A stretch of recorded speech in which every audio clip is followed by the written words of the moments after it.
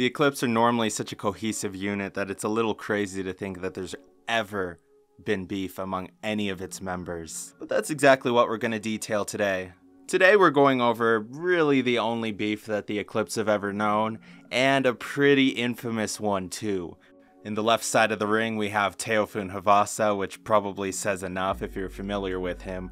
Teophun don't give a crap about anyone or what anyone has to say, and if he wants to say something, he's going to say it. Consequences be damned. On the other end of the ring we have Mermadak, and his 7-footer self. He can be a scary guy to say anything to, let's just put it that way. We're going to be reading quite a bit of the Master of the Eclipse today, or at least a decent little chunk of it. We have a few different points we want to go to. And today we're starting at, if you have a physical copy, page 166, and if not, this will be chapter 20, The Fallen Prince. This is of course when Lathine keeps harassing the Eclipse constantly, trying to catch them in the act of something. So Lathine, under the vein of wanting to get advice, wanting to kill Lathine, takes Teophun, Lilio, Ruurtaig away from the rest of the Eclipse and goes to Hadia in order to get Mermadak's help to literally kill Lathine. Or try to, at least. A lot of people like to try to kill Lathine and it never quite works out, but that's not the point. The point of this video is Teo and Mermadak. We read. Once they finally reached Mermadak, we read. "Ah," exclaimed Mermadak, "Lathine and Dooley, it seems this time you are the Master of the Eclipse." I held out both my arms and raised them. It seems so. "And this one," Mermadak said, squinting harshly, as he looked to Teophun. Teophun set a hand on his hip and smirked. "Yes," Mermadak said.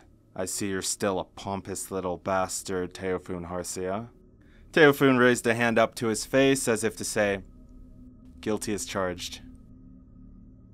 This is actually pretty fun because this is actually a little bit of an unresolved issue in the Master of the Eclipse, you could say, or a little bit of an unanswered one, you could also say. I mean, again, you can piece the pieces together pretty easily. If anyone's having a beef with Teo, I guess that's not too surprising, given his mouth and his, in a way, ego, his inner internal fire, his crazy competitive streak. Nonetheless, if you have the author, you can pretty much get whatever information about the series you really want to get. So that's one of those little perks of the Unraveling of Lathine YouTube channel, is I'm going to give you that first-hand account, that backstory on what's really going on here. And before we get to reading some of our other accounts, I'm going to give you really that story of what happened between Teo and Mermadak that led to, so far and along down the line later, still this beef to live in existence. It all really went back to when Teo was a trainee and Mermadak was an Eclipse. Of course, there's a little bit of an age gap between them. So Teophun, of course, was never an Eclipse at the same time as Mermadak. Teo was, of course, a trainee when Mermadak was an Eclipse. And, of course, something we get to see early on in the Master of the Eclipse is that, for the most part, the trainees, the Eclipse, and then the Solar all train separately. And that's another thing entirely. But that being said, just forget the Solar for now. We'll get to them eventually one of these days. Consequently, Teophun and Mermadak never really had any interactions ever, other than seeing each other from afar. And that would have been all there ever was to it. They never really would have met. But Teophun, of course, is absolutely shameless in a lot of ways. I love him so much. One day during training, and this was once it started to become a little bit apparent that Mermadak was getting away from his leaner physique, more so to adding muscle. Mermadak, we really see this during the events of Miracle Maiden, actually, when Mermadak is at his peak, when he's completely bulked up. Mermadak ends up taking the approach of just being a unmovable 7-foot brick wall, sort of just like Shaq sort of thing going on, to where he's just too big, too strong, can't really do anything about it. And Teophun, of course, had some thoughts on Mermadak getting away from his leaner physique, his quicker physique, to adding more strength, adding more muscle. There's, of course, pros and cons to anything, and especially that there can be a lot of pros and cons to getting stronger, getting tougher to move, but also losing that agility, losing that speed a little bit. Consequently, during an Eclipse training session, Teophun had the audacity to quote-unquote interrupt it or walk into it while Mermadak was finishing up an exercise. Mermadak was, of course, a little amused by the nerve of this trainee to actually put himself in the middle of an Eclipse exercise. But he wouldn't be too amused for long because Teo, of course, has that mouth he likes to run. It really started out pretty simple with Teophun telling Mermadak that he's getting way too big, losing way too much agility, and Teo started going on about himself, of course, how when he's older, when he's stronger, Mermadak is going to be too slow and he's just going to be killing him in turning play. There's nothing Mermadak's going to do. So if he wants to give Teo a challenge, and Teo's of course making everything about himself and how strong he's sure that he's going to be down the line. So Teo's going on, if you're going to keep up with me, basically the GOAT, or going to be, you're going to have to lose some weight. Mermadak, of course, little confused, definitely not what he was expecting, that again, anyone would have the nerve that Teo does. Teo kept running his mouth, and Mermadak, of course, very simply told Teo that he's too small. He's never going to be able to keep up with him. Which led to Teo really throwing some gasoline and matches on the situation when he told Mermadak that, yeah, I guess a wolf is pretty small to a cow, and if a cow drops its big fat ass on the wolf, it could probably kill the wolf. But Teo said, I'm still not taking the cow. Consequently, Mermadak, like most people, did not take well to being called a fat-ass cow. Master Gyogan, of course, was aware of the situation by this point, just kind of had a little smile on his face and just kind of waited by, seeing how he could use this as a teachable moment, which is really why the Eclipse backed off and let this sort of flame war break out. Which is what it would be from that point on. There would be quite a bit of harsh words, and there would be a lot of back and forth for a pretty good amount of time. Up until Mermadak finally decided that he was going to break off the conversation because Teophun quite literally never backs down. So Teo probably would have been there all night if it was up to him. There's that one line that we read earlier from the Master of the Eclipse, page 166, chapter 20, The Fallen Prince, where Mermadak said, I see you're still a pompous little bastard, Teophun Harsia. Which really leads to a question, because if you read the entirety of the Master of the Eclipse, this is the only time you're going to hear Teo call Teophun Harsia. In every other instance, you're going to hear his last name as Havasa, which really leads to the question of where's Harsia coming from, what does that mean, what is the context here, and that really goes to how the flame war way back in the day ended out between Mermadak and Teophun. And in order to really go on about that and to give you all the full context of that, we're going to go a little bit back in the Master of the Eclipse. We're going to find it. Eventually. One of the benefits of writing a book is that you usually remember it pretty well, but you don't remember it perfectly, so it can take a little bit to find something. Oh, wait, no, it's a little further. Alright, here we go. I found it. So, from page 41, chapter 6, Alliances of the Master of the Eclipse, we read, Mermadak said, this was the day I've longed for, a day where I see brethren. I owe you...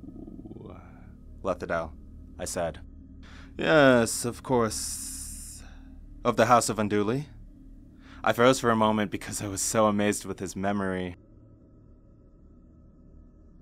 Okay, so Mermadak has a really good memory. What does that really have to do with anything? Well, it actually has to do a lot. Because at the end of that original Flame War, way back in the day when Teo was a trainee, when Mermadak was an Eclipse, Mermadak had one last little sling of fire he wanted to throw out. Because Teo, of course, always has that one earring, that one Eclipse earring that he always wears, or usually always wears for that matter. Mermadak, of course, was feeling a little sly, and it's a little funny to think about. You read Miracle Maiden, Mermadak is so quiet, reserved, serious all the time. You read the Master of the Eclipse, really same way in the instances you get to see Mermadak. So it's actually, I think, pretty funny to see that Mermadak actually kind of has this troll vibe to him that he can pull out if he needs to, if he feels like he wants to. He kind of has this inner memer in him, which I think is the case with everyone. Everyone's got like a hidden memer in them, whether or not they want to admit it. But seeing that one earring, Mermadak, of course, went to his knowledge of families and family lines. So Havasa is, of course, Teo's father's last name, but his mother's maiden name was... That's right, exactly, Harsia. And going back to that line in The Master of the Eclipse, I see you're still a pompous little bastard, Teophun Harsia. The original line, way back in the day, was you're a pompous little, and then he picked a different little B word to call Teo. Calling him then, of course, Teophun Harsia. After which he called him a little sissy, then of course telling Teo that when he can beat him in a fight, then he'll stop calling him by his maiden name. And there's really typically so little material of Eclipse having flame wars with each other, pretty much nothing. Because these guys are raised from birth, they're ready to go against the very pits of hell, and something that you have to be when you're going to war with these guys, when you're ready to handle anything with the people besides you, is that you need bonds, you need chemistry, you need a great deal of care and love in a way. So it's very, very rare to see something among the Eclipse. All the same, even like this flame out really tells you a lot about the Eclipse in a positive way, which can sound kind of weird because there was some choice words given both ways. They clearly had some things to say about each other. But all the same, I think this really actually says something pretty good about the Eclipse in a weird sort of way. Final chapter of The Master of the Eclipse, Goodbye, Dear Friend. And this is ironic because Mermadak was the first Eclipse to ever, of course, abandon the homeland. And it's actually kind of funny that Teophun would be the second to defect. It's actually pretty ironic there. But from chapter 40,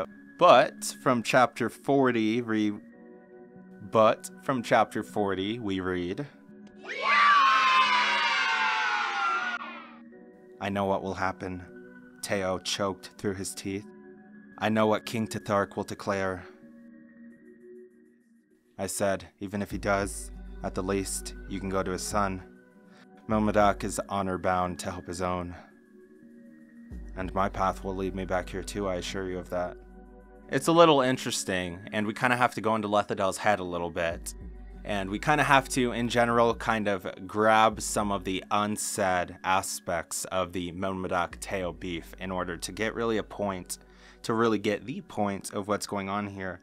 I mean, Mermadak is definitely a very honor-bound man. You can kind of tell that from the Master of the Eclipse and Miracle Maiden. But his willingness that he would have to help Teo, Mermadak's willingness to help Teo, it goes deeper than just like an honor thing, as much as he would help him no matter what, just as like an honor brethren sort of thing, you know? And the unsaid aspect of the Mermadak-Teo beef is that at the end of the day, the two have a hell of a respect for each other after that incident. From Teo's point of view, the way he sees it is that Mermadak could have quote-unquote gone running to Daddy the King very easily, or gone running to Master Gyogon, who's working for his daddy quote-unquote, and gotten Teo in hella trouble. He could have done that, but Mermadak didn't do that, never said a word to anyone, never tried to do anything like that, never even crossed Mermadak's mind actually, never even crossed it. So Teophun consider that a man's move, in that Mermadak handles his stuff on his own and he stands up for himself. He's not looking to get bailed out by other people. So Teophun actually has a ton of respect for Mermadak in that way. In regards to Mermadak, something that you have to understand is that as the prince of his people, Mermadak's in an inherently kind of weird situation. And especially because Mermadak is the only member of royalty that has ever been in Eclipse among that people. It's completely unheard of. So to be the rightful heir of the throne and the Eclipse, Mermadak garners a lot of respect, like a crazy amount of respect and honor from everyone around him.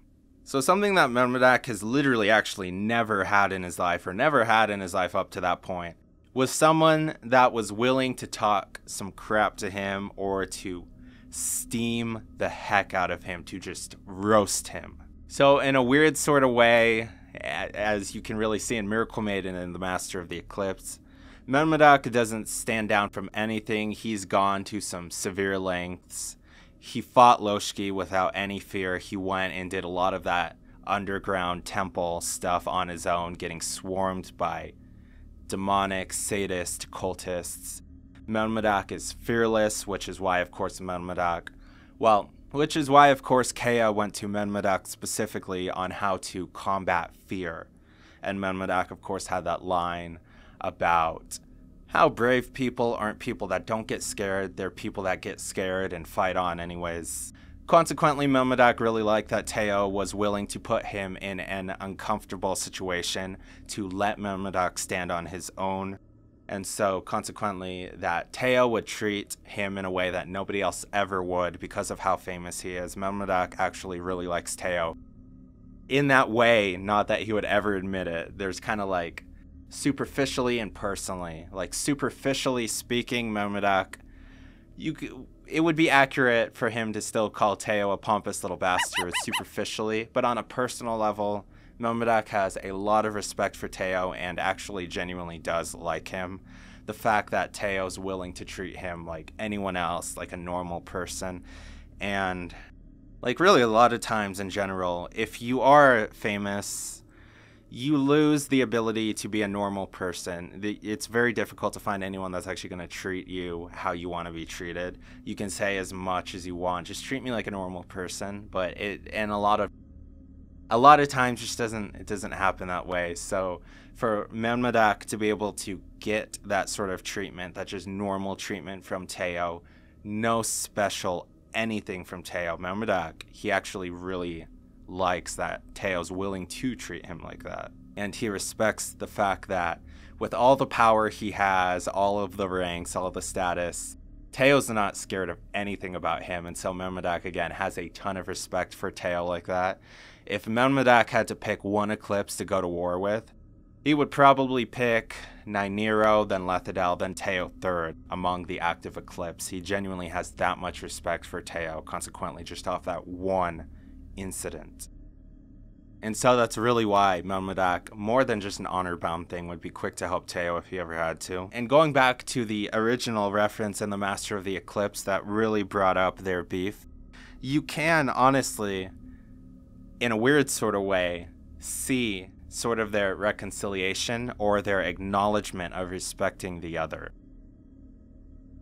Because, of course, Mermadak said, "I see you're still a pompous little bastard, Teophun Harsia." The original word he used wasn't bastard, so to lower a little bit the severity was something in itself. And Teophun, of course, as it says, Teophun raised a hand up to his face as if to say, "Guilty as charged." So Mermadak calmed it down a little, and Teophun acknowledged, "Yeah, I'm a haughty little bastard. I'm not gonna deny that." Teophun knows what he is, and he's fine with that. He's not trying to make everyone like him, nor is he trying to be super smiles and rainbows and magic. He accepts what he is. Then, of course, the line after that, before the segment's cut off, is, "And it was the last that Mermadak turned to Vurtaig. I'm out on a limb here," he admitted. "You look like Valishi. Vurtaig Velaquil." And so again, we get to see that Mermadak is very familiar with names, family lines, faces, which is why he was able to piece together whose child Vurtaig is, and which is, again, even on the spot way back in the day, how he knew what Teophun's quote-unquote maiden name is. And it really remains to be seen if Mermadak will, of course, stop referring to Teo as a little sissy with his maiden name. But the one thing we know is that Teophun's never going to stop being haughty to Mermadak, or really anyone around him, because that's just Teo. He's just uncontainable fire and competitive streak, so. And on a side note, you can't really let this incident go without Lethidel's Little bit of memeing that he did, because of course when Mermadak invites Lethadel, Rurataig, Teo, and Lilio into his home, and he ends up making with Lilio a little bit of a feast, bringing out drinks and all that good stuff. Of course, once Teo got to his third drink, which to the average person probably isn't a lot, but to an Eclipse, they don't really make a habit of pretty much anything that's not quote-unquote health food. But that being said, once Teo got around to his third drink, Lethadel had to channel a little bit of his inner memer, and the account went like this from the book. Yes, Rurataig truly was proving to be quite wise. Shortly after, Mermadak and Lilio returned with drinks and food. Stop being a cow, I had to tell Teo soon. That's your third. Lethadel, of course, was familiar with that whole cow story, or that whole thing about Teo chastising Mermadak as being a big cow whose only real option is to fall on people, because he's just apparently too slow. You're too slow! And I thought that was just a fun little thing. There's really so many things hiding in the Master of the Eclipse. So many lore details like that it's just incredible with this book. In the way that details are kept constantly, in the way that you see this detail of Mermadak being so good with family lines and names. Lethadel saying, my name is Lethadel, Mermadak knowing, ah yes, House of Unduli. Rurataig looking like Valishi Velaquil. Consequently, Mermadak is thinking, okay, you must be Rurataig Velaquil if memory serves. The whole thing about Mermadak taking that original insult and toning it down. The thing about Lethadel when he wants to insult Teo. Since Mermadak's around and it's on topic, going a little bit back to that original burn. So it's just something I really love, is that Lathine's something that's really made with love, and there's so many little details hiding in plain sight. I think it's just really cool. It's just something that's really special about the series. And I hope you all enjoyed this, maybe got some giggles out of it. It's definitely something a little different from the world of Lathine, and especially from the Eclipse. You're not used to seeing the Eclipse having internal issues at all. Thank you all so much for watching. I hope you all enjoyed this little bit of Lathine lore, and of course, Yumemi out.